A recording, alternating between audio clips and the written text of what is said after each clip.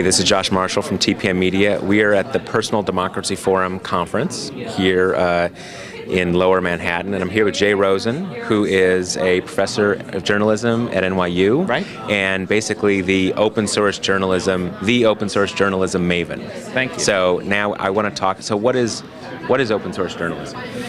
It's using lots of people and what they know to report stories instead of just a few. Let's get lots of people together to work on one story so that we can find out what's going on. Right. And we can find out stuff that the major media won't necessarily tell us. So how do you organize something like that? Well, that's right now the edge of innovation is exactly that. The most important thing is to be extremely clear about what you're asking people to do. Right. That's number one. Number two is you have to pick a kind of a size task, a unit of work that people can actually do for you, because they're not professional reporters, so they don't have all day. Right. So that's number two. And the third thing is they have to be able to kind of come to your site, figure out what to do it, and bring it back without having anyone tell them explicitly what needs to be done. So the coordination costs are low. Right. And as soon as we put all those things together with the final piece, which is their motivation, does it connect to their motivation to contribute? Right. Then we will be cooking. So you have a project that you're doing with Huffington Post. Yes. Now, how is that going to be different from it's different. The idea of the Huffington Post project, which we're announcing the name at this project so we can tell you the name, is called offthebus.net. And it's the opposite of on-the-bus journalism. Right. So our idea is, instead of taking 4 reporters and letting them follow John Edwards around, we're going to have 40 Edwards bloggers who don't follow Edwards around, but just stay where they are, connected to life. Right. And they will pick parts of the campaign that they're tracking. And then we will create a front page that's essentially a group blog that filters the best of what those 40 or 50 bloggers are doing. And we'll create a front page for each of the major candidates. Ultimately, this is the funny part about mainstream journalists screaming that bloggers don't do any reporting, is the ultimate potential here is to have way more reporting than we have now. The sweet spot, or the solution, is going to be partly top-down and partly bottom-up. It's influenced by the discipline in professional journalism, but really powered by the energy of citizen journalism. That is the differential that's going to make the difference between what we're doing and what the mainstream media is doing. Got it. Cool. Thanks. Great. Appreciate it.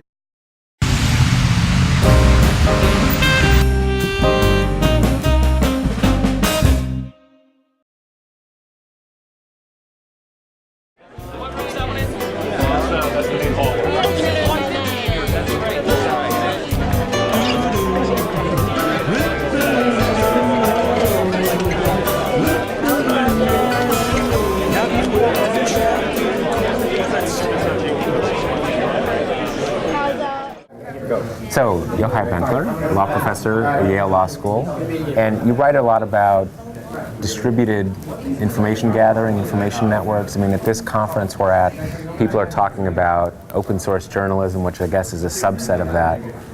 What the hell are people talking about? What is that? I think what people are talking about is the fact that it's become much, much cheaper for everyone to be effective. If people got together on the weekend 50 years ago and loved making cars, GM didn't have anything to worry about, because the physical means to produce these cars were just too expensive. Microsoft has to worry about Linux. Encarta, Grolier, maybe even Britannica has to worry about Wikipedia. And the mainstream media have to worry about Talking Points memo.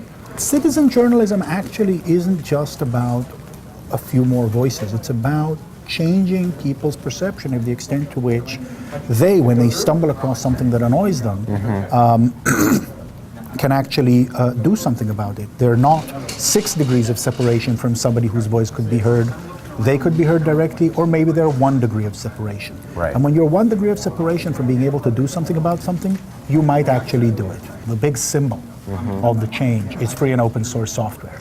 It's the fact that you have a major industrial sector, or what understood as a major economic sector, completely being changed and put on its side from what for 15 years or so was the trajectory toward a more property type model, towards a more open and sharing model.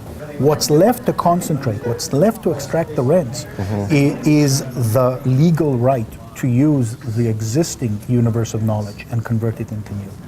And so what we see is a persistent battle that's been going on now since at least the first half of the 1990s to lock down and control as much as possible of the information environment. That's enormously damaging to innovation, but more importantly, it's counterproductive for democracy. As we're worried about too much enclosure of the public domain, Creative Commons and the free culture movement, people begin to do things for themselves. So along all of these dimensions, in telecommunications, in computer design, in software, in standards, and certainly in culture, the law and the formal policy has pushed towards enclosure. But it's been the social practice and the economic drive of people actually just wanting freely to create and recreate that's been pushing back. And that's the source of my optimism. Got it. Okay. Great. Thank you. Thank you for your time.